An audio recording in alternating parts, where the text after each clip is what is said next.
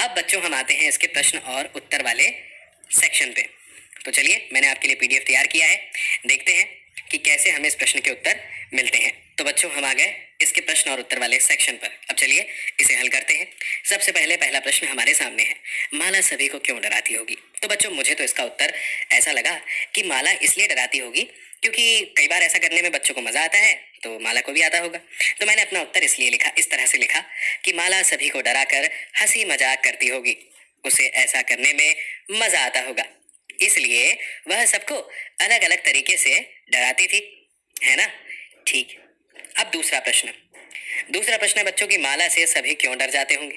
तो उत्तर है, अचानक कोई अजीब आवाज सुनाई पड़े तो लोग डर जाते हैं, क्योंकि हम उसके लिए तैयार नहीं होते और अचानक से कोई आवाज आ गई हमारे पास से तो डर तो लगता है। माला सभी को अलग अलग आवाजों से चौंका देती थी, जिससे माला से सभी डर जाते थे। इसके बाद अगला प्रश्न है बच्चों, पायल उतारने के अतिरिक्त माला और क्या कर सकती थी। अब देखिए इसका जवाब मैंने ऐसा लिखा है बच्चों कि माला पायल में जुड़े छोटे छोटे घुंघरू भी पायल से निकाल सकती थी, जिससे किसी को भी उसके आने का पता नहीं चलता। लेकिन शायद ये काम माला को थोड़ा कठिन लगा होगा, इसलिए उसने पायल ही उतार दी। इसके बाद में अब आते हैं प्रश्न क्रमांक 4 पर। लिखा है, माँ ने माला को पायल क्यों दी होगी। तो जवाब तो आपको पता ही है, हमने पढ़ा जो है।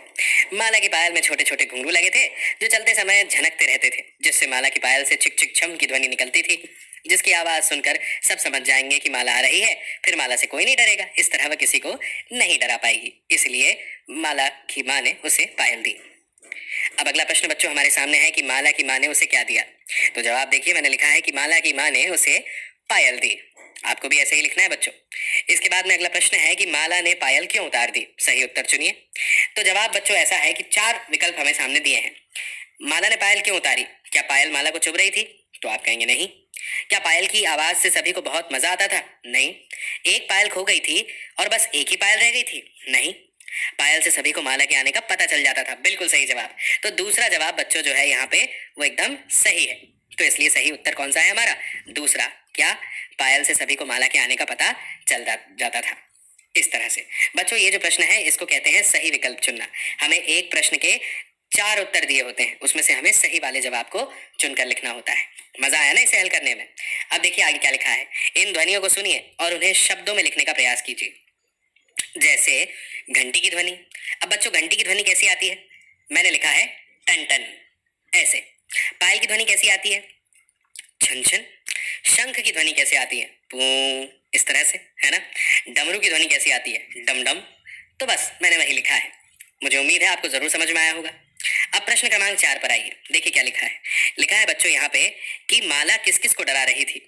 तो मैंने जवाब में लिखा है कि माला अपनी नानी, छोटे भाई, डाकिए और बिल्ली को डरा रही थी अलग अलग आवाज निकाल के। सही कहा ना मैंने।